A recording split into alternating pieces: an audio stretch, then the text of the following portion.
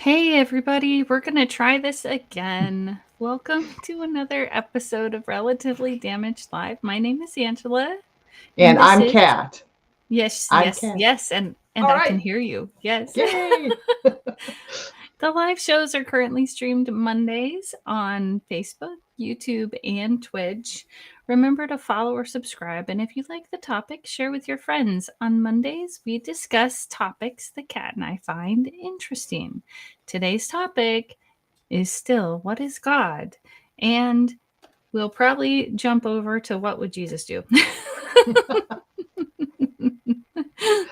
But I was going to and if you can't tell, my voice is not back or to where it needs to be. I'm still having to be really gentle, but I was I was thinking about this. What is God, and if God is light and love, and maybe in all of the times that people have seen or touched or whatever, God per se, the Father, that would be the only way that they could appear to us, that God could appear in a way we might understand. I don't know that, I mean, even if I think of the burning bush, that's not no one can, the fire did not speak. I don't think there was a voice behind it, but I don't think the fire spoke, right? You see, I don't even know why I'm I think going into so. this. Yeah, because I have no knowledge, like I'm not a gospel nerd. Well, and it all depends on which translation you read. How everybody translates it, since the originals are in different languages than what we're Mm-hmm. currently speaking, and the nuances are so Mm. very different. And Mm-hmm. we've talked about translation theory before, how difficult that is, Mm-hmm. um, to get it right. And Yeah.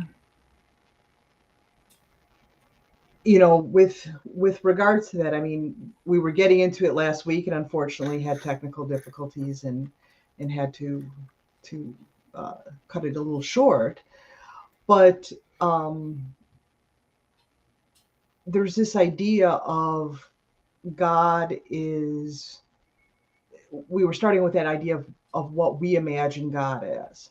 So if Mm-hmm. God is, the punishing God, that's going to be our experience of God.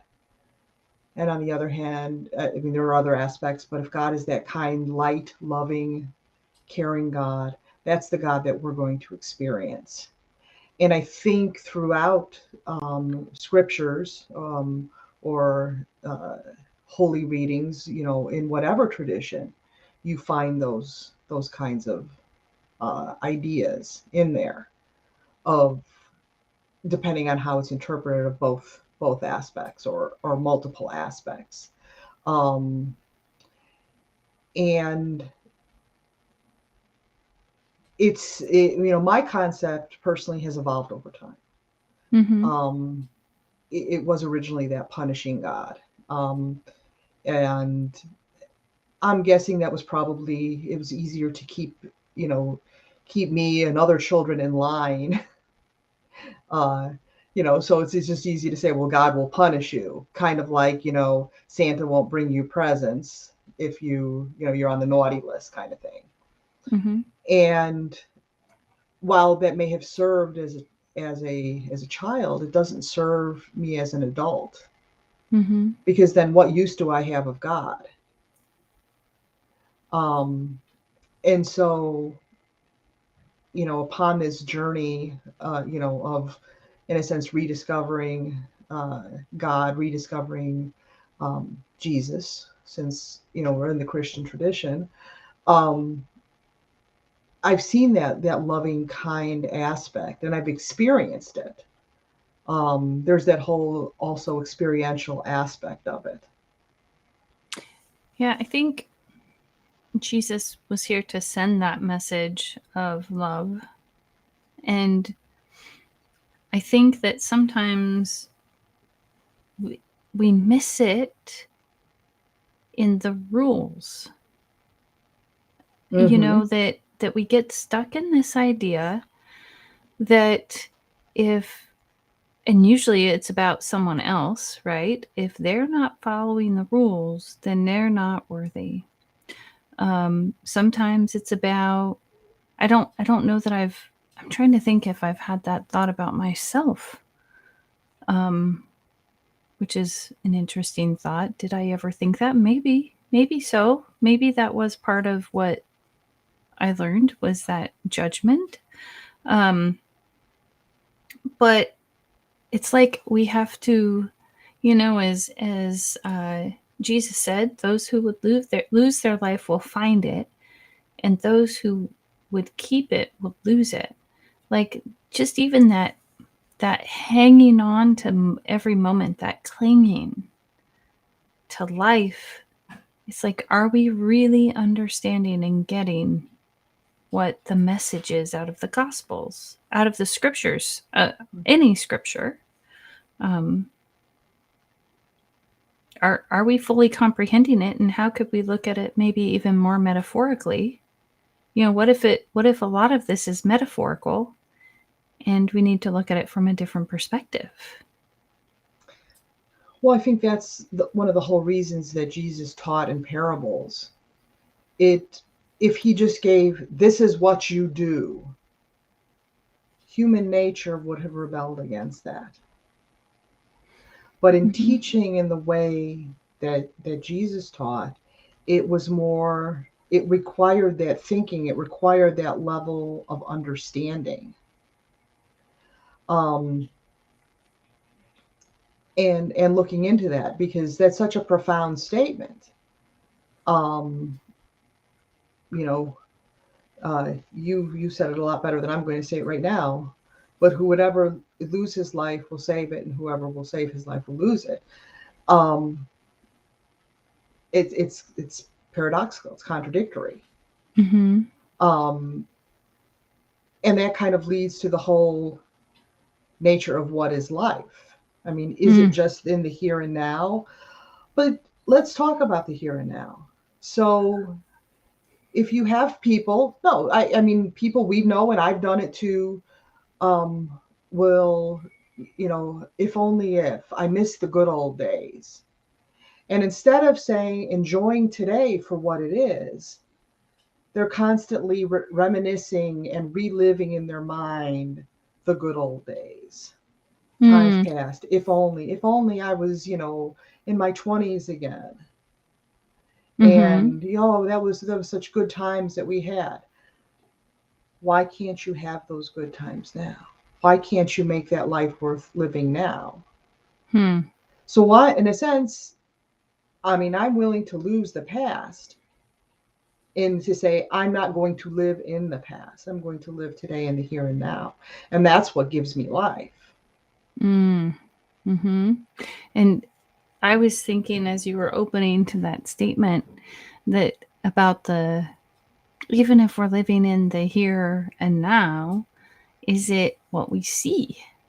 I think sometimes it's more than what we even see. And when I say that, I say with our very physical eyes. It reminds me of this one story in a book that talks about the fish.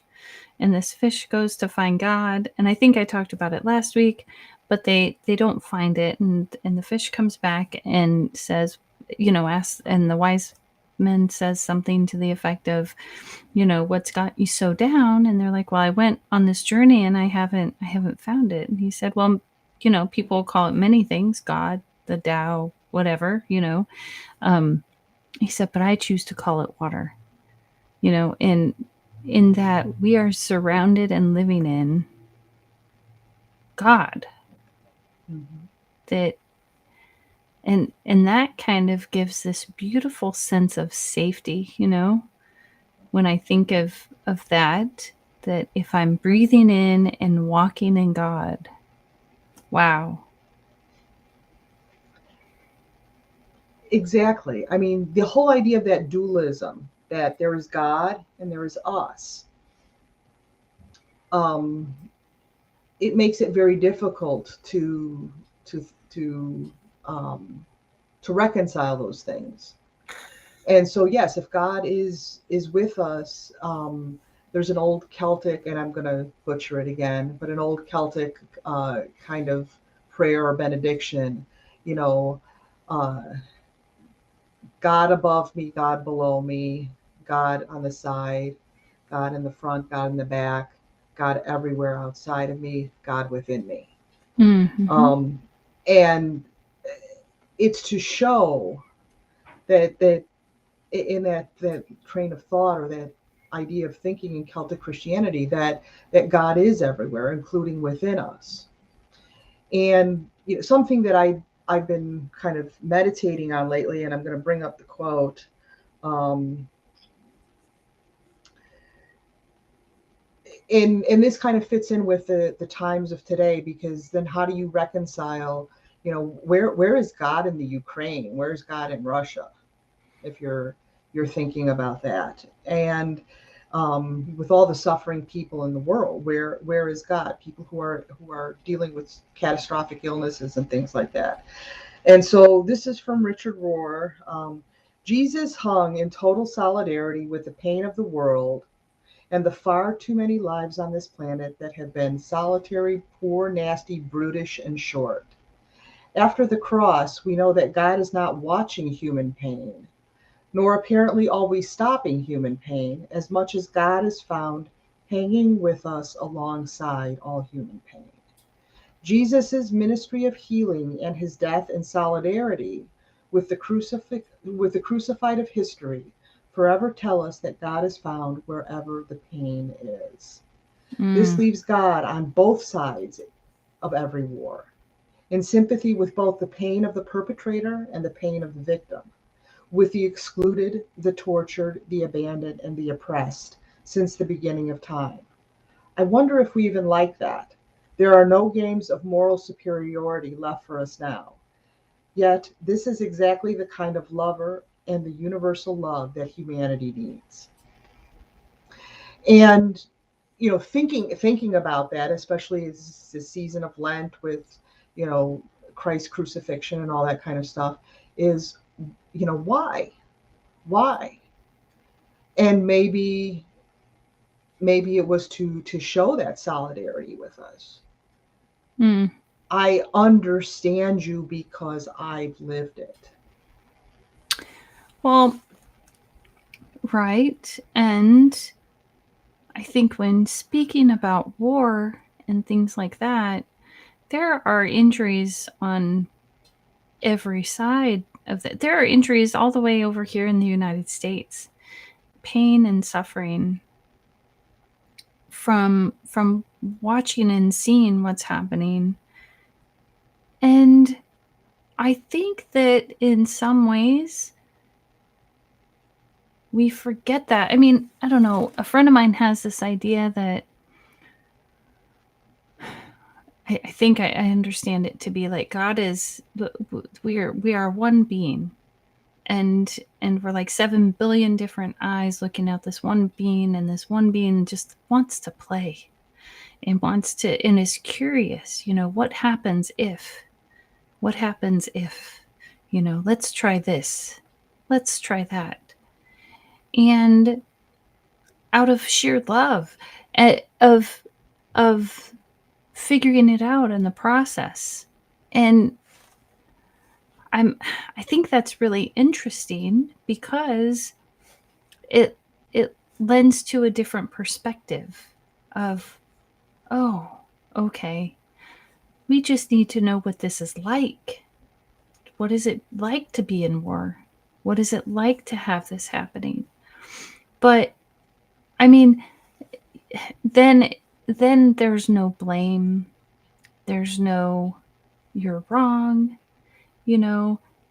Are the perpetrators deserving of love? Well, I've never known a perpetrator who hasn't needed love in order to find their peace, to feel safe enough to find their peace and to even investigate that. So, I think unless one has really gone on the forgiveness journey, then that would actually seem really foreign to Mhm. them, because again, it goes back to this very human idea. If we don't set these rules out so that people stay in line, then they'll never figure it out, which really comes from a whole lack of trust that says, I know you can find the way. I know that when you repent, that you're really going deeper into this larger mind and making changes for the better. And that, I trust you to investigate and to question. It just is a whole different place to come from that I think is really a beautiful place to come from. But the general public, I don't think would understand that. And I think that goes to the idea is that people think that we're all separate. They don't see the interconnectedness. Um they don't choose to look at things in love.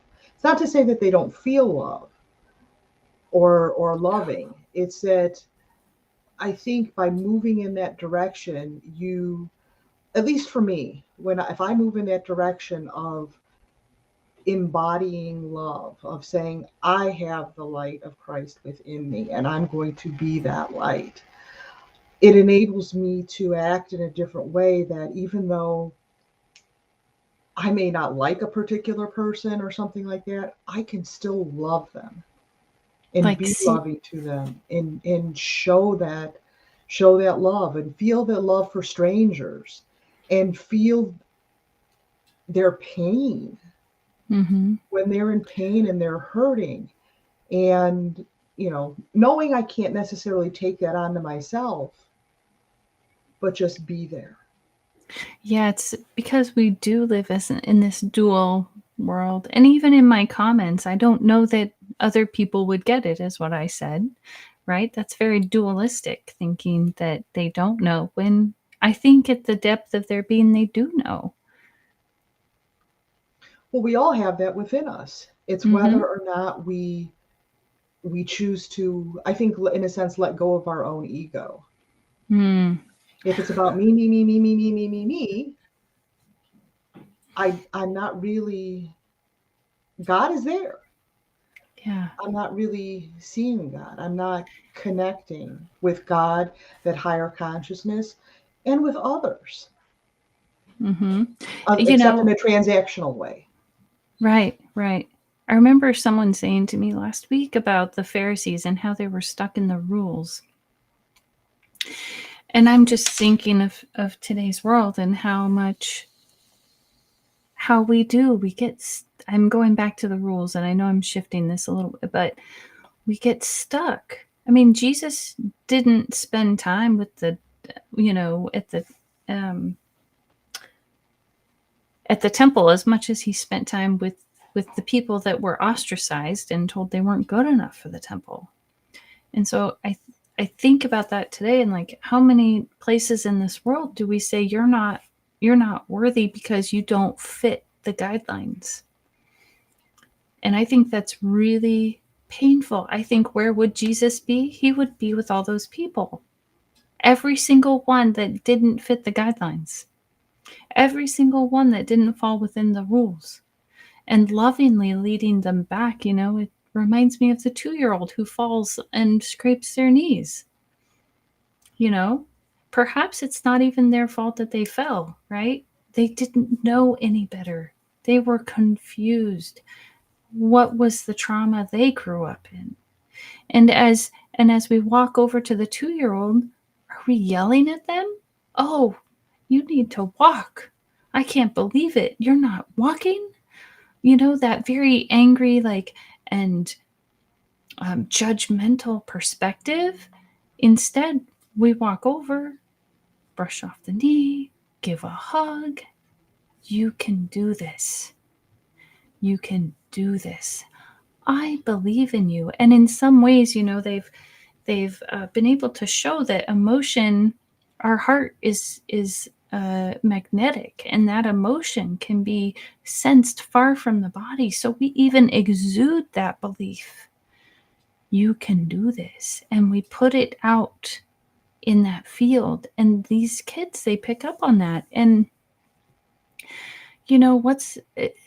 there is a difference between believing in the people that are around us and trusting that they know the way and that they can find that quote unquote light, and not, I think.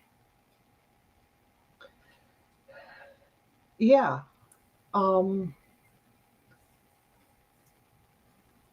The idea of the punishing God so the child falls down. You must have done something. You teased your sister. You didn't listen to me because I'm the adult, or whatever.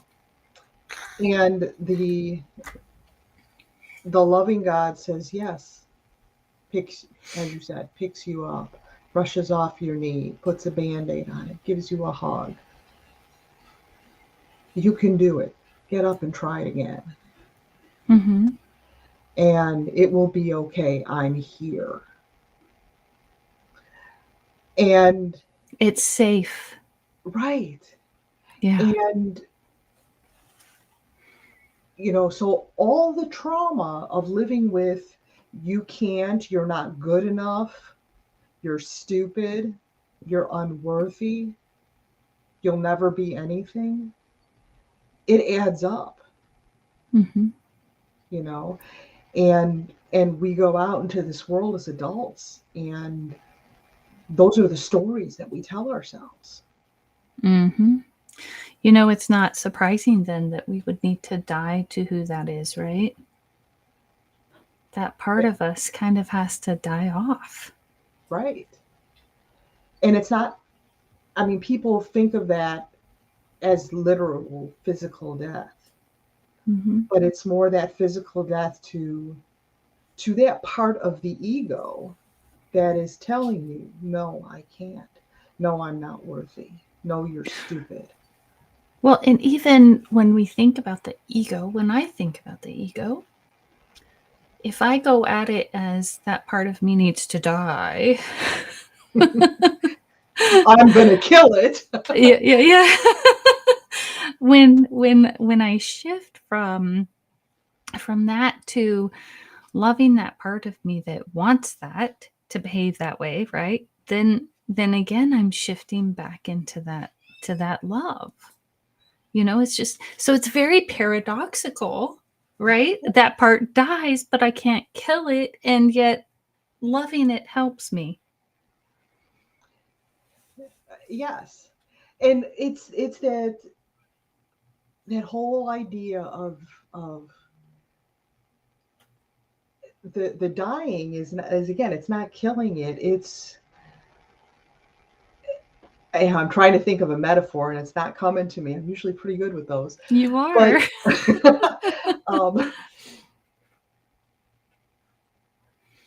all right, like a flower, okay? So you have a flower, you have this beautiful apple tree in your yard, and the apple tree has these beautiful flowers. Well, those flowers have to die in order for the fruit to grow. Mm-hmm. And so, if the flower is that fleeting, thing that's going on, whatever, it's beautiful. It might even smell good. Yeah. But it ultimately is going to be putrid and die. And you have to be willing to let that go and say, well, wait a minute. You know what? Yeah, this flower is beautiful and it's great or whatever. Or it could not be, but you let it die and something beautiful will grow from it. I love your metaphor and I want to build on it. Go ahead. Think about this. Even from the seed must die to bring forth what's next. And then as that plant grows into a tree, there are many seasons of things dying to create more. And finally we get to the flower, and then we get to the fruit. And yet then in some ways the fruit dies as we eat it. If you want to go there, right? and that's just really beautiful if you think about it, because that allows us as humans to grow and change, because parts of us are always shifting and changing. And perhaps maybe that part wasn't so wrong, because if it didn't exist, we wouldn't be where we are now. Right. And then to go back to what we were initially saying, if for the person who's holding on to that past, get a negative past, I'm not good enough, I'm not worthy, or those days were so wonderful, I wish I was there, not living in the present, it's still not a dying kind of thing. So almost like they're insisting on staying as the seed or as the flower, wherever it is they are in their journey. Yes. And not willing to go to the progression of things. I always remember this, and it happens, I think, more with women than with men. Oh, yes, I'm 29 for the 17th time. Seriously? My sister told me what that is. I can't remember, but it is a problem, believe it or not. Yeah. And I'm like, whatever season of life you're in, it's where you're at. I can't go back and live yesterday. Well, and I can't go forward and live tomorrow either. So Right. maybe I am looking and waiting for that fruit, but I'm looking at that fruit going, but it needs to be here now. And I'm sorry, that's not what's here now. Wouldn't it be great if it was? But it's not the season for that. And so, so to take this metaphor and to expand it, you look at the prayer of our Father, and you and I have looked at it, I know, in different translations, but I'm just going to go with the more or less standard translation. Okay. And the part, give us this day our daily bread. Right. And in the version I like, I think it's, hold on, I'll tell you what it is right now. Grant what we need each day in bread and insight. Yes, and I really like that. I'm glad you had that at your fingertips to bring up, because yes, it's obviously for the sustenance of the body, but the insight for today, the fruit I need today, the fruit I need to eat, the fruit I need for the nourishment of my mind, of my soul, of my heart. My insight, as it says. And in that, we can live in that one day. Because, I mean, all we have is right now, and now, and now, and now. And yes, I'm making a point. So it's this eternity of what's happening now. That, oh wow, that's really beautiful. Like, it's so funny when we're talking and something comes and I'm like, oh, now I understand. Now, not just this now, but as it shifts and changes, that's eternity. Like, all that ever exists is right this moment. I think I'm understanding that on a deeper level, but I'm not sure I'm articulating it very well. These are things that philosophers and theologians have discussed for centuries. So I don't think in a short half-hour conversation we're going to get it. We're not. But that's okay. Well, and I think too, even the philosophers and theologians that have studied it for centuries got where they needed to get to for their process. Because I don't think, even if I find an answer for myself, that the answer for Kat or for anyone in my life would be the same answer. Perhaps each theologian was true and correct for them. And I think that's why, even though we're coming from a Christian tradition in our experience, I think that's why when we read other writings from other traditions, there is a connection to there. There is truth in those writings because the truth is universal and it's shown throughout that, whether it be Hindu spirituality, the Tao, Buddhism, although I know that's not a belief in God necessarily, but Yeah, neither's the Tao, right? The right. Tao is Islam, all the various different Christianities. You can, argue theology all you want, but those deeper truths, I think, are there. Yeah, I love it when I see a universal truth because for me it resonates.